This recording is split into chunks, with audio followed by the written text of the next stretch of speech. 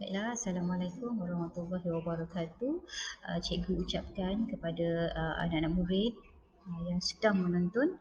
Baiklah, untuk hari ini, untuk minggu ini kita akan membincangkan tentang bantuan kecemasan berkaitan dengan patah tulang.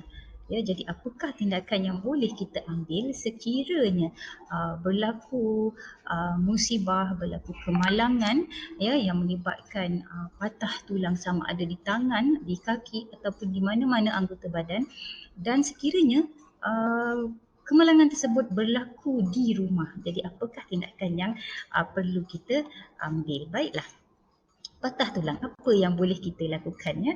Baiklah, di sini kalau kita lihat sebenarnya adakah anda tahu bahawa semasa kanak-kanak anda berisiko mengalami patah tulang sebanyak 10%. 10% ni dia tak banyak kalau kita nak bandingkan sekiranya anda mencapai umur 50 tahun, yang mana risiko meningkat kepada 25% hingga 50%.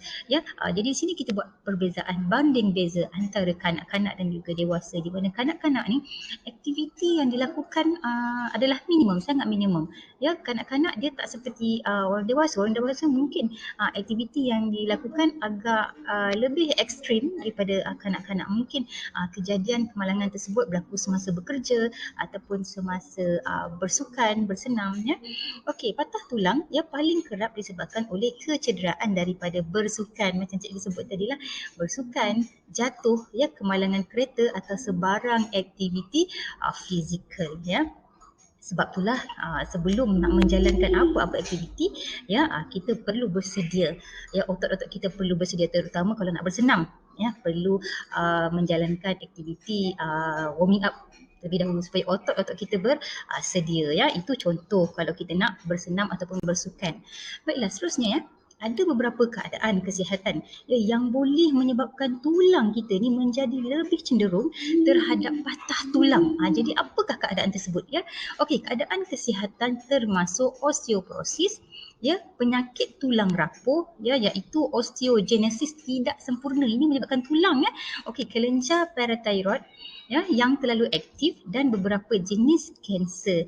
Sebab itulah kita ni digalakkan minum susu sebab itu adalah untuk pertumbuhan tulang kita, kalsium susu ni adalah membekalkan kalsium yang paling bagus Baiklah, seterusnya bagaimana kita boleh mengesan tulang yang patah. Jadi di sini ada beberapa cara yang boleh anda gunakan, iaitu yang pertama, kita berasa sakit memang apabila kecederaan yang kita alami tu, yang pertama mesti kita rasa sakit kemudian kebas atau bengkak di kawasan yang cedera. Jadi kita kena pastikan Okey, kemudian yang kedua, biasanya rasa sakit bertambah buruk dengan pergerakan dan kawasan yang cedera tersebut berwarna biru.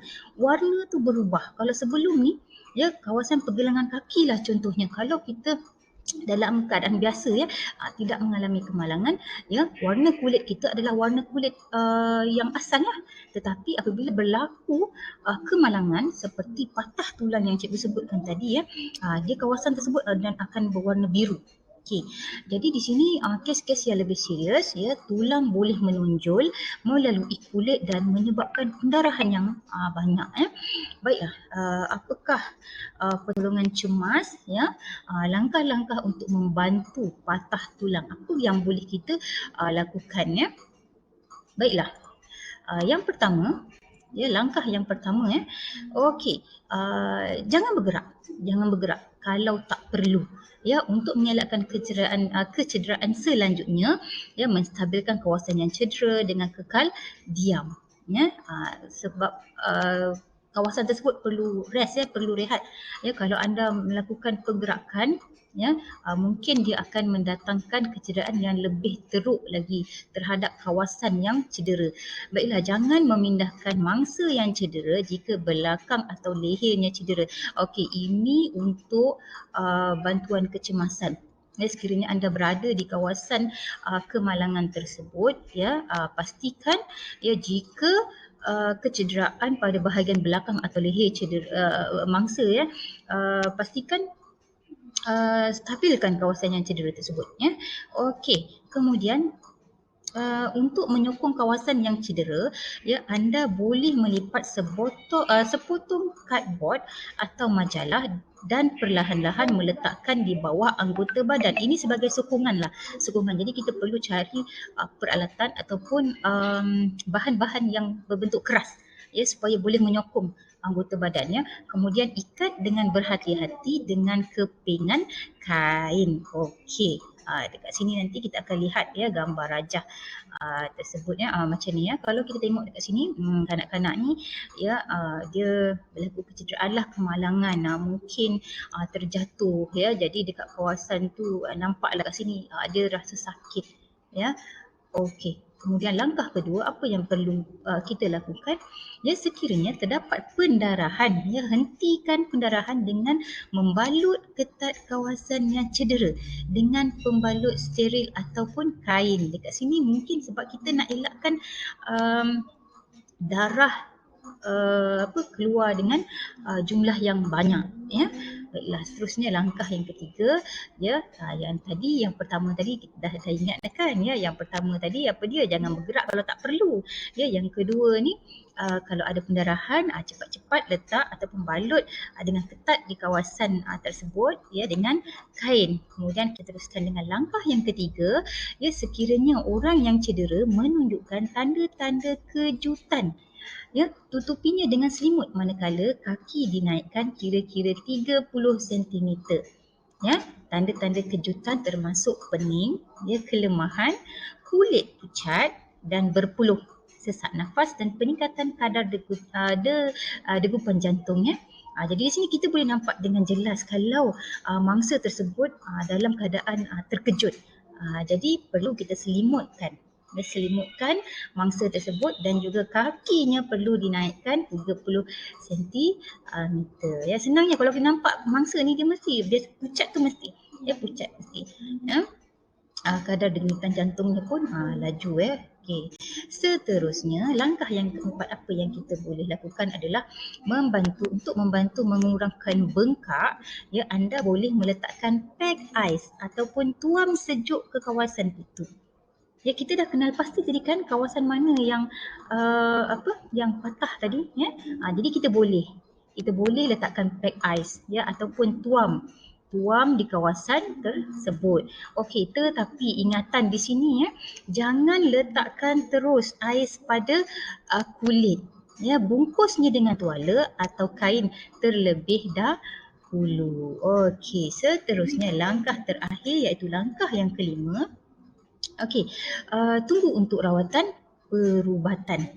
Ya, biasanya kalau mangsa kecederaan ni, perkara pertama mestilah kita terus call bantuan perubatan ya, supaya mereka yang layak boleh merawat mangsa ya. Macam orang awam ya, dia cuma boleh bantu mula sahaja. Contohnya kalau kejadian tersebut berlaku di kawasan awam ya, ramai orang. Jadi ketepikan dahulu. Itu adalah orang awam yang boleh lakukan ketepikan, pastikan mangsa berada dalam keadaan selamat ya. Selebihnya kita terus hubungi yang paling mudah adalah kita hubungi hospital ataupun JPAM ya untuk bantuan seterusnya. Ya, bantuan seterusnya tu yang paling penting. Ya. Baiklah, seterusnya bagaimana doktor boleh merawat patah tulang? Baiklah, okey, sebelum rawatan ya, doktor akan mengesahkan patah tulang dengan melakukan ujian berikut. Ya, saya pasti ya murid-murid dah biasa mendengar ujian-ujian ini ya, iaitu yang pertama pemeriksaan fizikal. Ya, yang kedua sinar X, ya, imbasan CT dan juga imbasan MRI. Biasanya memang kalau kita bawa mangsa ke hospital dia akan buat sinar X ya. Tapi sebelum tu doktor dia akan arahkanlah, okey cuba angkat tangan, kemudian dia akan tengok fizikalnya macam mana. Macam tadilah sama ada dia kebiruan ke ya, ataupun tulang tu macam terjojol ke depan ya, terjojol keluar daripada kulit ya. Jadi itu adalah pemeriksaan fizikal daripada doktor sebelum dia merawat ya patah tulang ya. Baiklah, seterusnya kita lihat di sini ya, doktor juga ya akan memastikan tulang pada kedudukan yang betul. Ya sebelum meletakkan tuangan ni okey macam yang ini ya dia pasang ni ya di atasnya sebelum tu ya. Okey jadi dia betulkan dulu tulang tersebut. Dah betulkan tulang tersebut, barulah dia pasang tuangan tu. Okey, kaedah pembedahan diperlukan untuk meletakkan batang logam atau plat untuk memegang kepingan tulang bersama-sama. Ini kalau kes yang kata orang yang teruk. Jadi perlukan pembedahan. Kenapa perlu pembedahan? Kita nak masukkan batang logam ya ataupun plate supaya dia dapat pegang tulang kita bersama-sama. Jadi nanti sampai satu tempoh masa yang bersesuaian tulang kita tu akan bersambung semula ya. Okey, tetapi di sini dia bergantung pada usia dan keadaan kesihatan anda ya. Tulang mungkin mengambil masa 6 hingga 8 minggu untuk dia pulih semula ya. Okey, seterusnya. Okey, apakah petua penjagaan diri untuk patah tulang? Ya, lepas dah pasang kas tadi ni ya, apa pula petuanya untuk kita jaga Okey, selepas pembedahan doktor atau jururawat anda akan memeriksa tanda-tanda jangkitan atau kulit pucat. Ya, anda mungkin diberi ubat melegakan kesakitan ya untuk mengurangkan kesakitan dan juga bengkak ya. Sehinggalah kas tersebut dikeluarkan, ya lebih baik anda berehat dan elakkan mengangkat atau memandu. Ya, jauhi haba dan elakkan daripada basah. Ya, jadi di sini semasa doktor memasang kas tu, sepanjang tempoh pemulihan tulang tersebut, ya elakkan daripada melakukan aktiviti-aktiviti yang ekstrim. Ya, berehat ya supaya kecederaan tulang ya tidak berlarutan ya. Okey, seterusnya jika anda mempunyai tongkat apa yang boleh anda lakukan adalah ya anda harus belajar cara menggunakannya dengan betul ya. Sekiranya anda rasa gatal dari kas, jangan lakukan apa-apa. Kan gatal sebab kawasan tersebut tertutup. Ya, kawasan tersebut tertutup. Jadi kulit kita ni tak boleh nak tak boleh nak bernafas. Jadi kemudian kawasan tersebut dia lembap jadi sebab tu kita rasa gatal ya. Jadi jangan garu, jangan buat apa-apa. Ya, sebaliknya tiupkan udara sejuk untuk mengurangkan kegatalan. Jadi caranya duduklah dekat depan sumber angin, kipas angin ya. Jadi itu adalah cara ya untuk mengurangkan kegatalan. Memang agak bermasalah bila gatal ni kita memang nak menggaru, sebab bila menggaru ni itulah salah satu cara untuk mengurangkan kegatalan. Jadi di sini elakkan ya kerana ia boleh menjejaskan proses penyembuhan ya. Okey, sekiranya anda tidak tahu ya bagaimana untuk merawat patah tulang, ya anda boleh menghubungi nombor kecemasan setempat anda dan meminta panduan. Ya, ingatlah untuk bertenang dan jangan tertekan. Ya, adalah idea yang baik untuk menjaga orang yang cedera sedar dan mengalihkan perhatian mereka daripada rasa sakit dengan bercakap dengan mereka. Maksudnya sekarang ni ya kalau orang yang berdekatan dengan anda merupakan mangsa mungkin jatuh ya, mangsa patah tulang pastikan ya mangsa berada dalam keadaan sedar. Ya, ajak berborak, bercakap ya untuk kita tarik perhatian mangsa untuk dia lari daripada perasaan sakit, rasa sakit tersebut. Okey. Rasanya itu sahaja ya untuk rawatan patah tulang. Jadi cikgu kira siapa-siapa pun boleh merawat dengan syarat ya kita adalah orang awam yang tidak mempunyai asas bantuan kecemasan, tetapi pendidikan ini sangat perlu sekiranya ya terdapat kemalangan yang berdekatan dengan kita, maka kita boleh mengambil tindakan susulan.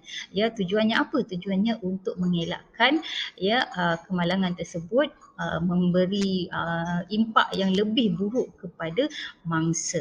Ya, jangan lupa ya terus membuat panggilan terhadap nombor kecemasan, ya, dan sambil-sambil itu kita boleh melakukan bantuan asas sebelum bantuan kecemasan datang, ya.